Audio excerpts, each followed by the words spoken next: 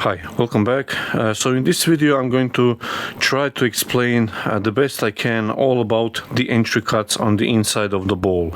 Now the rules apply not only for a bowl. Let's say if you're making a nice big platter or wide rim plate platter or anything like that, you already have the finished rim. You don't want to ruin it by skidding over with the gouge. That is actually quite common thing, and happens to me all the time as well, mostly because I'm in a hurry, and but there are things that you can do to prevent that, and it goes through the grinds as well. Different grinds can help you out or not help you out with the entry cut, as well as the position of the handle and the flute position. So we'll get to that when we flip this Norway maple blank around to hollow it out. This is the outside. Now the reason I'm doing this video is a fellow asked me, I forgot his name, on the YouTube commentary section on one of my videos. He asked if I could help him out about this. So I hope this will help you out. Once again, sorry I forgot the name. Okay, so I'll just reposition the camera and we'll dive right in. This is the Carter & Son big 19mm wood beater, which is signature tool from Mike Mahoney. It has what is quite common long grind, which you can get with various jigs, like a very grind or a woodcut sharpening jig, or a sorbet jig. So it's quite common, and it has a long wings, and this particular gouge, I believe it has around 45-degree bevel angle. And the other one that I'm going to use is this is from the GURTOOL company in Czech Republic, and this is 16mm ball gouge, and I use it primarily with asymmetric grind, which I learned from my mentor Richard Raffan. It's not long wings, it's a longer left wing, but it has a full curve. It's not shallow curve, it's more of a full curve, and the right wing is much steeper, much like a traditional grind. And the difference between these two is I like on the asymmetric grind to have the full curve on the nose as well. I hope you can see that. I'll try to zoom in post-production so you can see it a little bit better here. And this is Carter & Son ball gouge, and although this is bigger, 19mm ball gouge diameter I'm talking, it has a quite pointy nose here, and that we'll see how that comes in handy after. And we'll just now true up the blank here, make it round obviously, and make a bowl shape, and I'm going to use only these two gouges. Okay, you always start with the lathe slow and crank the speed up little by little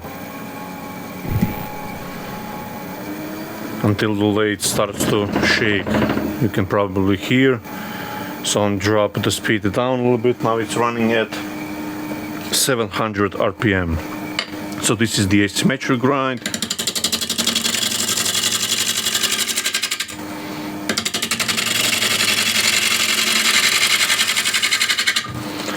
Does a very nice job. And let's grab a long grind with from the Carter & Son.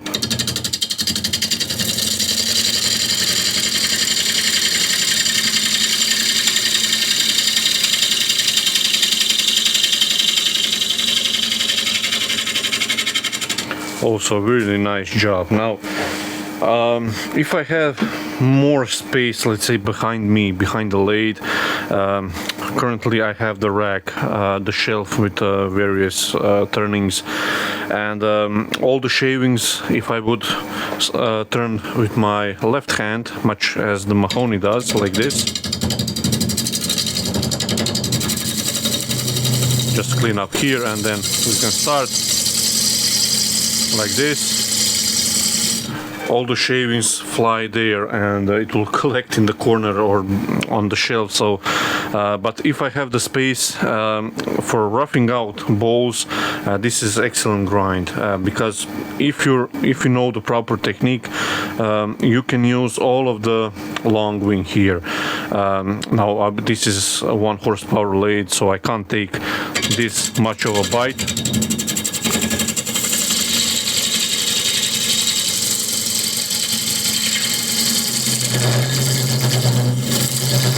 You can see that it struggles quite a bit, but if it's a stronger lathe and I have the space, this is a great option to rough the bowls like this, because you're not covered in shavings. The shavings collect in one place over there, and it's easy to collect. But I always turn like this, so the handle is in my right hand, and this is smaller lathe obviously, and I don't have the power to plow with let's say 1 inch cut. So now as the corner here where the bark is removed, I can bring the speed a little bit up. So now it's 850, almost 900. So, but still I'm taking quite a bit of big of cut, so that's half an inch.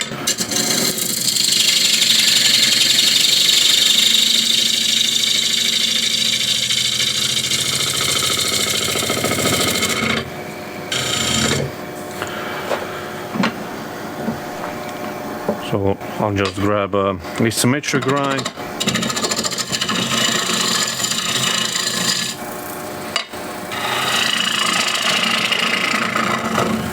So this is the one situation, for instance, where I can bring the speed up a little more. The dust hood lid vibrates a little bit. So here, for instance, I can screw up the rim of the foot and then use the bevel here and do a shear cut down to the middle like this. Gives me quite nice surface here, and I can do the same with a long grind, although I don't like it much for this because it has a point and it doesn't like to go where the end grain is. So it's not terrible surface, and this Norway maple does cut quite good. So we have a chewed up blank here, and now I can make the foot here. This is, for instance, where the long grind is much better, because the wing here and the bevel is less than 90 degrees, so you can tuck into a corner where the asymmetric grind isn't. So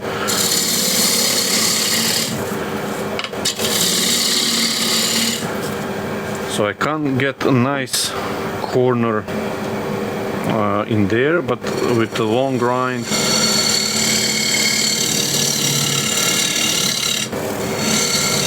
I can tuck it into a corner like in there.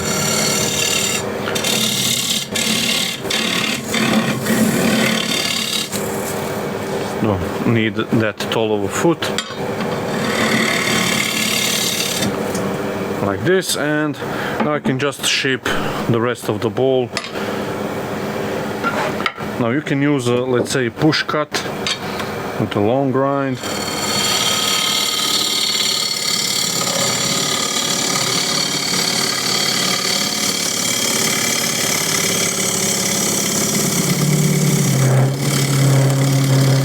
So here I'm taking a little bit too much. Let's grab a asymmetric grind.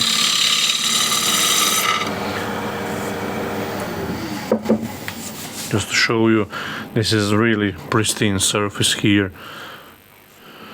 So try to show you a bit closer. So this is really nice surface. Now this is personal preference. With a long grind like this, you keep it, the flute, let's say at 10 o'clock, and then you can make your shear cut or push cut, let's say. With the asymmetric grind, I can go that way, or I can use a little bit of the right to the nose of the gouge.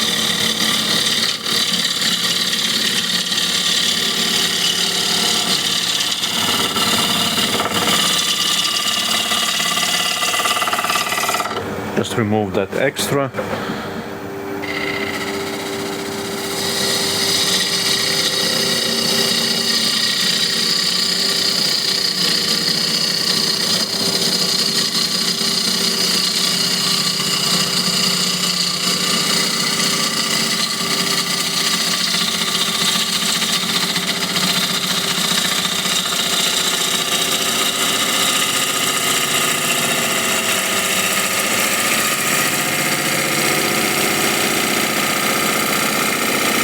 And slowly at the top.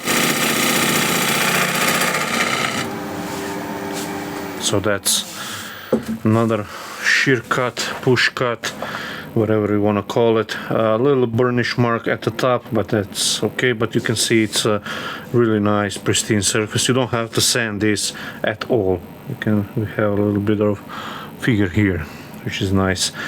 What I'll do is just make a little smaller foot like this,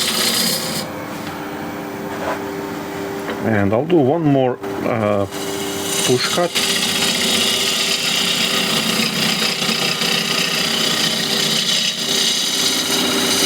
Just to blend these two curves. Now this is quite good, but if you have a little like finessing to do, you can do it with the asymmetric grind.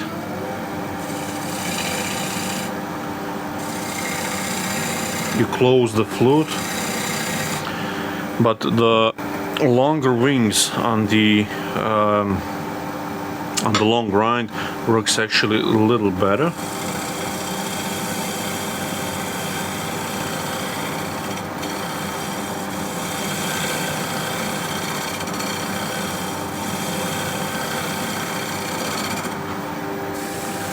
Like so. So you can see that's again nice clean surface, and so we can flip this around. I'll just readjust the camera and flip this into chuck, and we'll start with the entry cuts. So as you saw on the outside of the bowl, the grind doesn't matter too much. On the outside of the bowl, I quite like using spindle gouges. I have the bigger ones, 16 mil, and they all work quite nicely. And but you can use ball gouges, you can use wherever it works for you. So let's now focus on the inside. So first, what I'm going to do is actually readjust the camera a little bit so you can see a little bit better. So first is obviously to chew this up. So what I like to do is grab a asymmetric grind,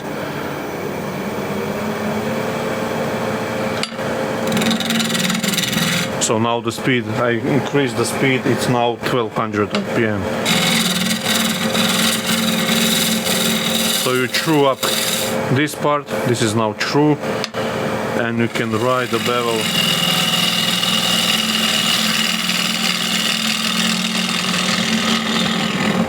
and this leaves quite good surface because the right wing acts like a traditional grind, and that's pretty good surface. I could get it a little bit better. So now the entry cuts. So actually first what I'll do is drill a depth hole.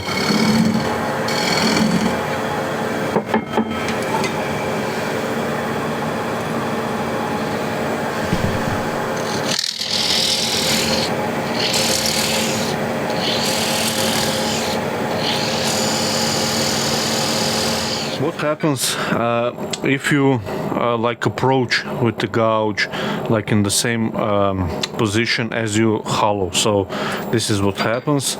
So if you open it up to, let's say, 2 o'clock, the usually position that we have to hollow it out, and you drop the handle, so this happens. You make a nice spiral, and I'll just do that as well with asymmetric grind.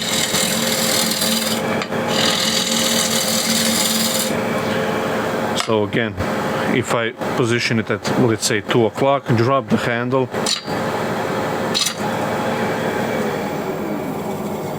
you can see again same stuff. So I'll just clean this up.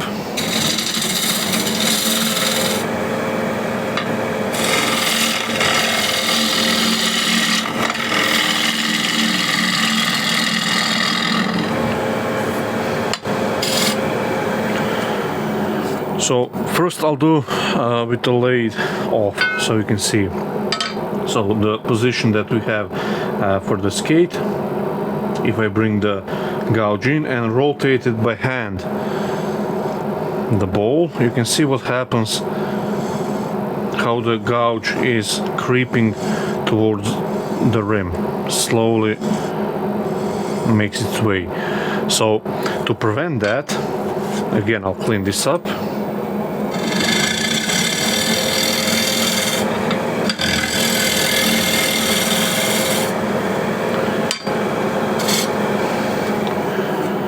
So to prevent this, first, actually, what I'll talk first is the difference in grinds.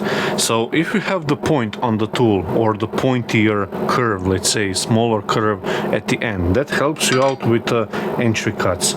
So what that does is it makes one point of contact versus, and for instance on the asymmetric grind you have the full curve at the nose of the gouge, and that doesn't usually help you out to have a single point. But I still don't have the skate with this, because if you do the proper technique, then it is a full one point of contact with the wood. So the way you want to approach the ball is you close the flute. So the flute is now facing up at the ceiling, that's 12 o'clock, and to fully close it you point it at 3 o'clock and raise the handle so it's flat.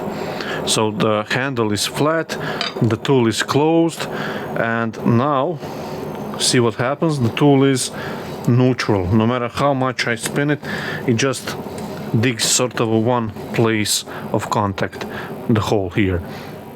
Do that as well from a little different angle. So close the flute at 3 o'clock, raise the handle. If you set up the height of the lathe correctly, then you would bring the handle up to your elbow.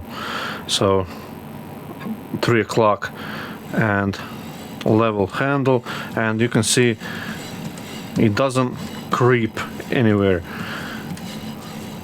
And obviously when you hold it, it's safe to make an entry. The same procedure with asymmetric grind. So I pull the handle up to my elbow, close the flute to 3 o'clock, and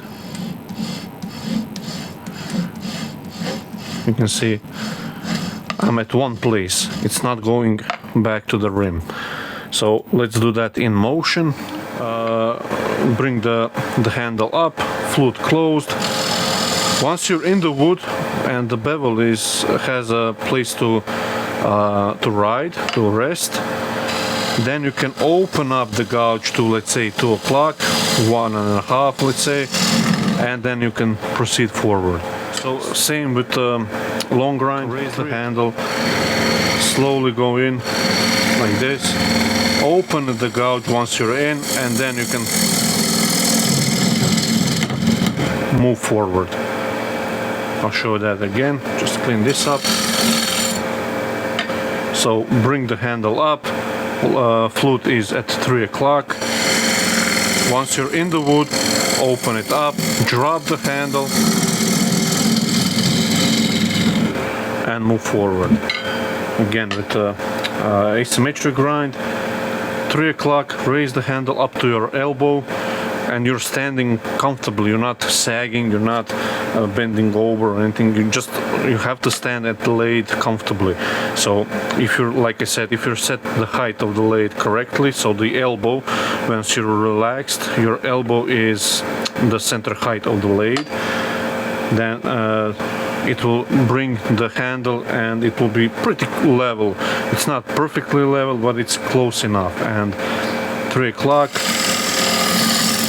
and once you're in the wood, you can now open the gouge. You can see doesn't skate over. Open the gouge, let's say to 2 o'clock, and drop the handle to get a better cut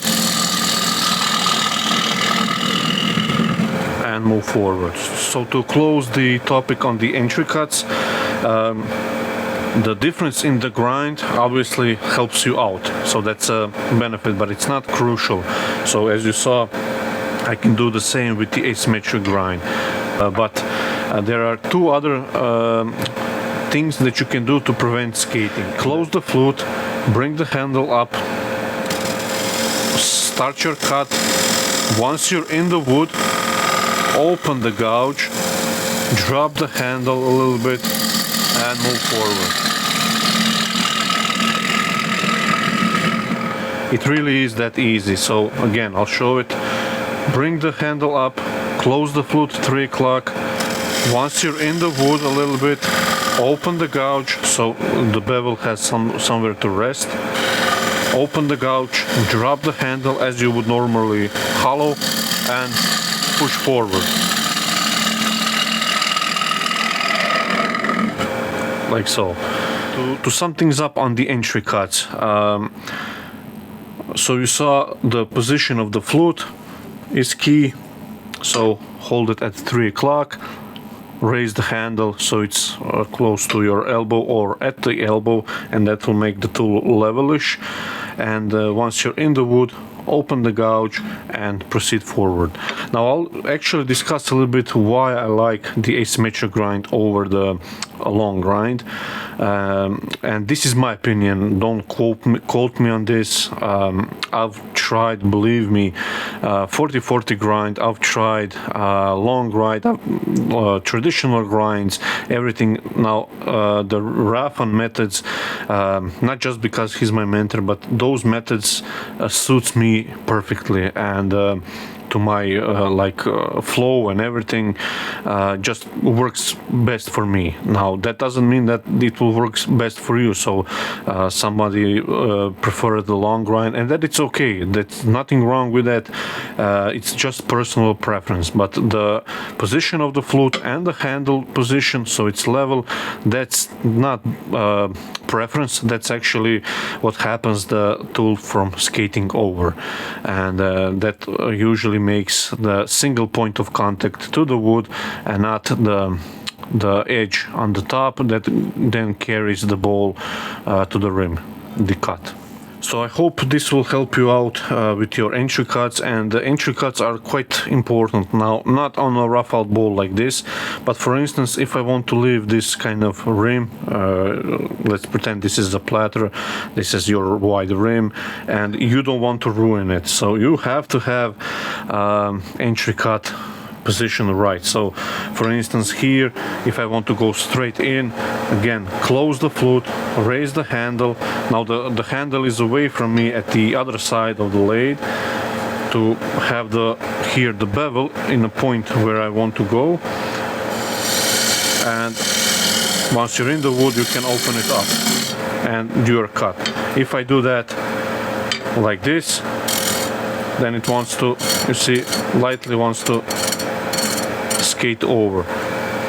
So, and if it does skate over, now it's you're beautifully, if it's painted rim, then it's much worse, so you just ruin your rim. So the entry cuts are important, and like I said, in many times I don't, especially on the rough balls, I just plow it through or just grab it a little bit harder here,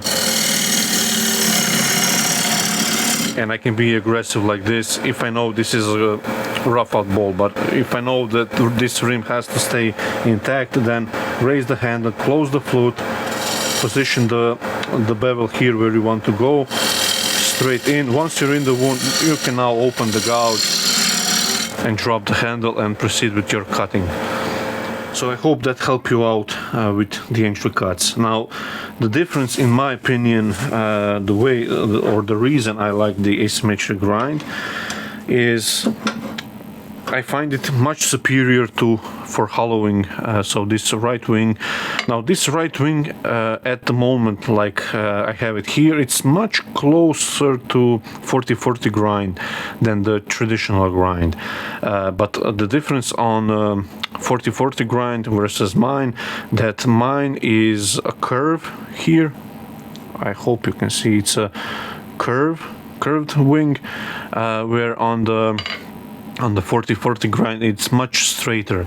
And now that doesn't mean much, but what I've experienced with sharpening when I started turning bows, when I use the 40/40 grind versus the asymmetric grind, is I just get a much better cut, finished cut, and much let's say like a mulch machine when you want to remove a lot of wood for hollowing. So here I'm taking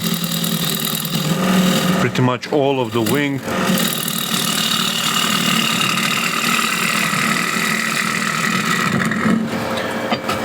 Same here.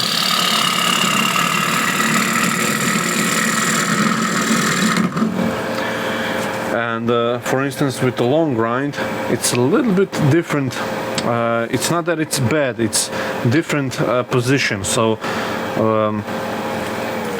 if you ever heard the expression like peel the side grain and slice the end grain, that's actually from Stuart Barry, I believe. So I hope you can see from the light and everything. So I positioned the bevel on the nose in the direction that I want to go, and that is straight in.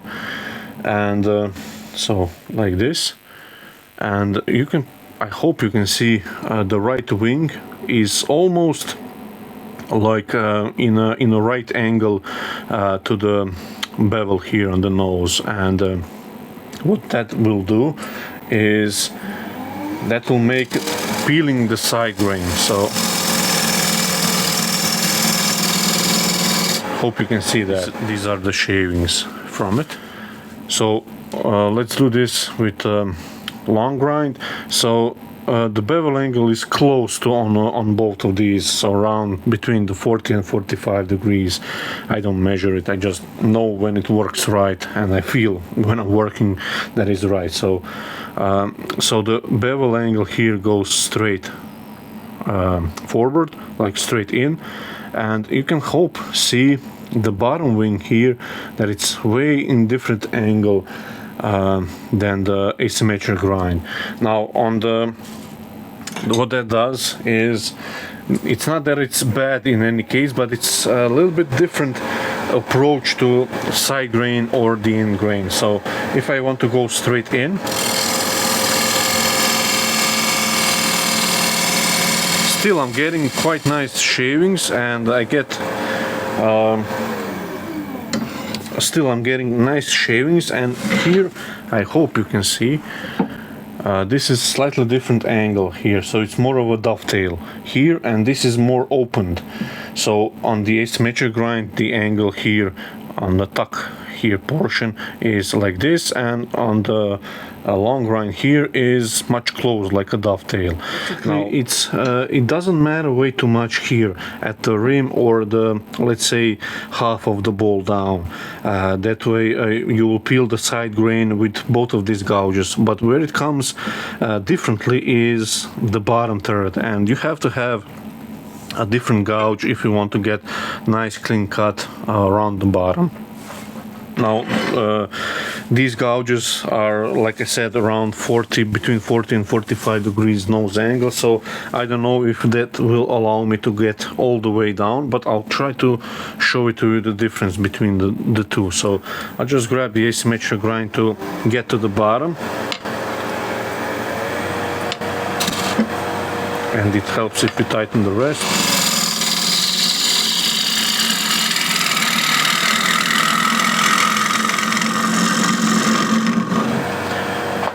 and I'll do one more cut.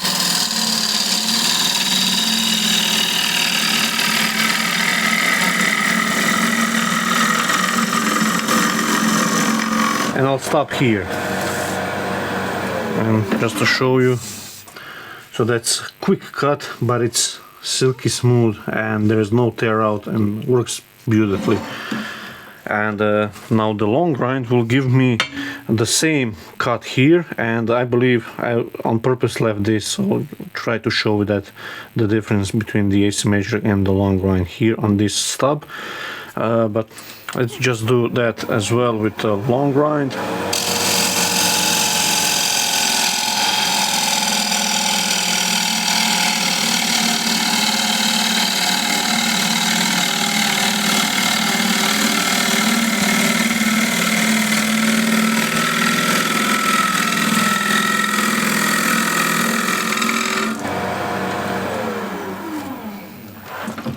So again, the surface is quite good. Now I would argue that on the asymmetric grind it's a little bit better, but here is something that I want to show you, which is quite important. So if you look at the stubs here in the middle here, and just to clarify, I will do the same with the asymmetric grind here, so you can see the difference. But I hope that it will show on the camera a little bit better. So here on the asymmetric grind, this is, like I said, again, opened angle here. So this angle is over 90 degrees, way over, and this portion acts like a traditional grind.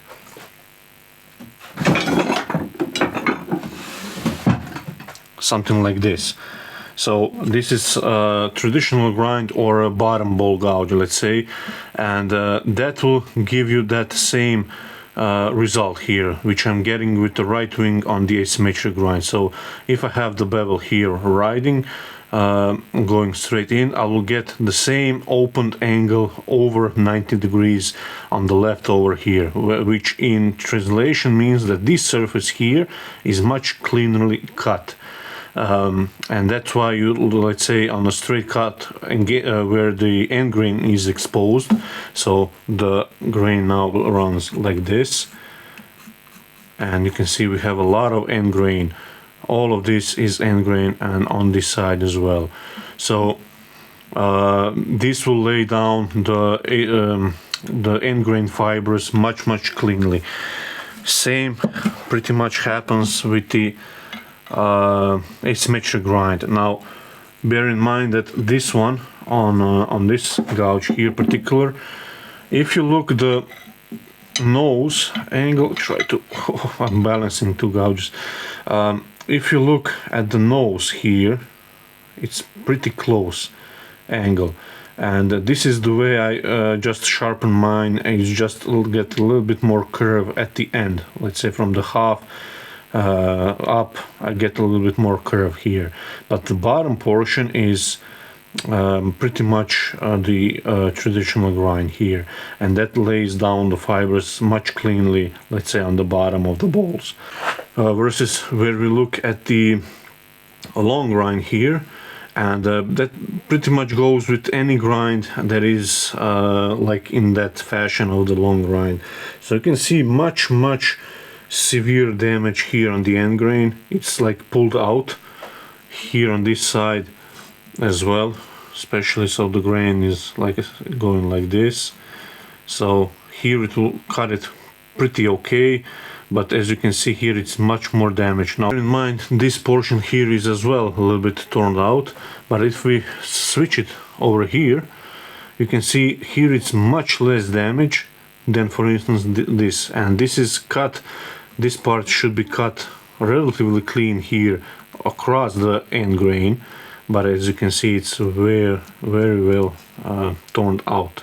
So that's the reason you'll see most of the turners that use like a long grind will grab different gouge or a bottom feeder, bottom ball gouge, doesn't matter what it's called, for the bottom of the curve of the ball, platters, or wherever you have to deal with the end grain, which in this case is a lot.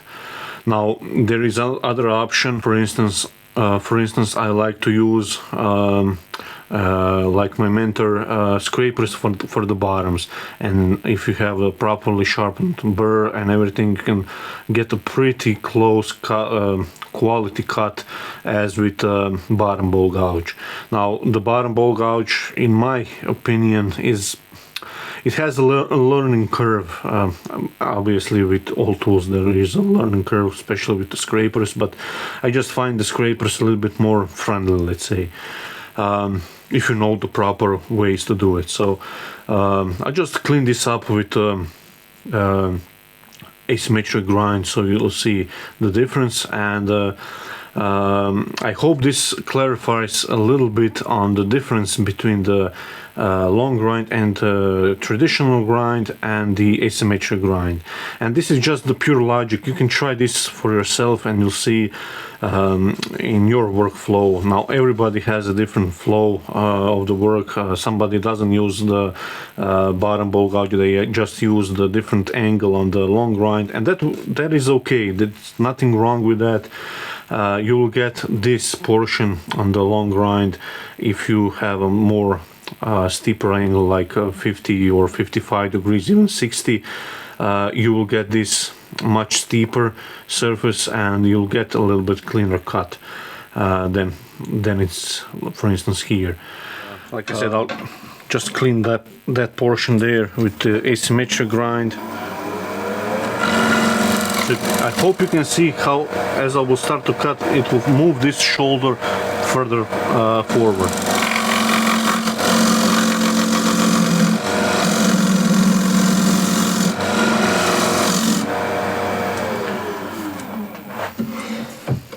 And I hope you can see that there is zero chip out here, and the portion on the bottom, the surface that it's actually important rather than this stub here, is clean. Now before I move any further down, I'll just make it thinner here.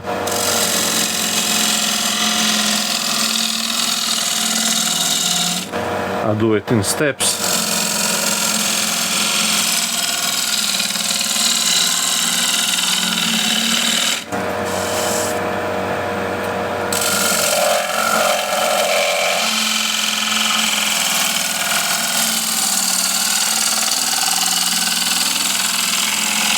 The long grind as well, so you can see how it works.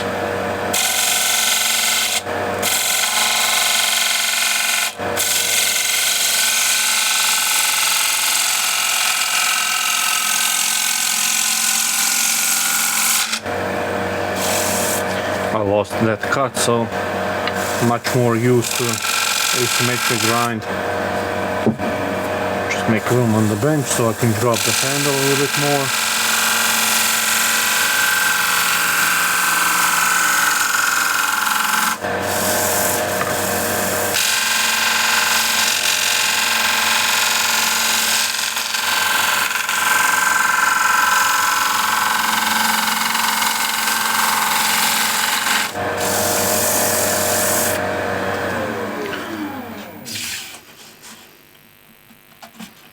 So that's pretty wiggly, but I can thin it down a little bit more.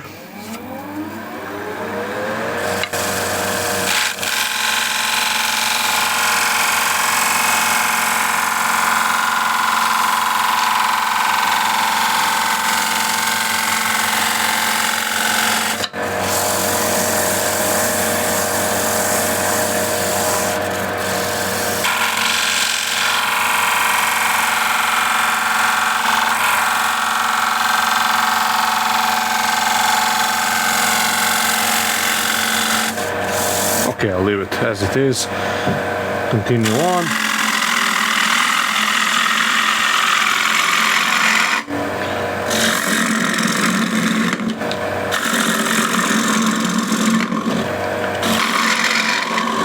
So that's the bottom. So now I just want to continue on.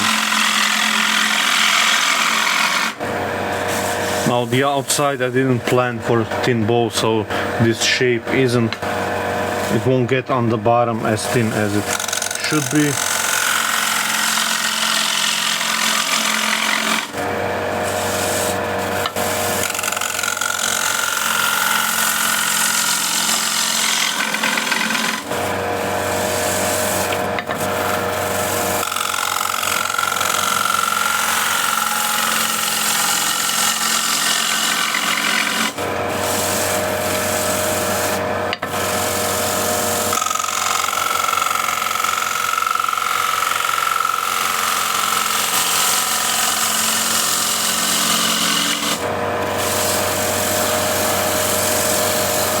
A little bit more. Now it's really thin. So I'm basically holding it on the gouge, on the cutting edge.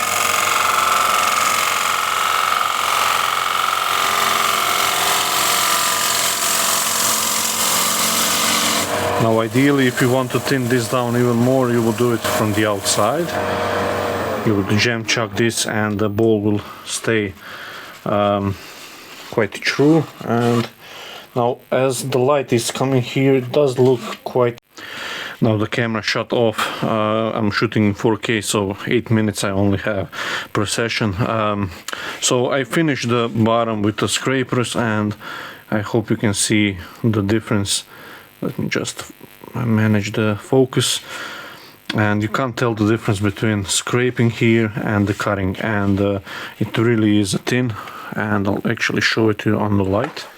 So I hope you can see it. It's quite thin, not at the bottom as much, but like I said, I didn't have the best curve on the outside to get it nice and thin, but that's really darn thin. So that's around 1 mil maybe. You can see it even now, it's not close to the light. So I hope I clarified a little bit on the entry cuts, how to do it without any skating, and how to get a nice entry without damage, let's say the rim. I hope you understand the differences between the long grind, the asymmetric grind. My opinion on this is there you can do one with one gouge and one angle, bevel angle, and you can do one, let's say a bowl in total to an extent. So if you want to do any intricate shapes, a little more pleasing shapes, let's say different kind of shape, with a lot of curves in it, then you will have to use different approaches, let's say. So as you saw, if I would go to the bottom of the bowl, this one, with any of these gouges, I would hit the rim first. So I have to use the different approach. So you can use the bottom bowl gouge with different angle, you can use a long grind bowl gouge with different angle on the bevel, or you can use the scrapers and get that done as well. So there isn't one gouge and that is total, and there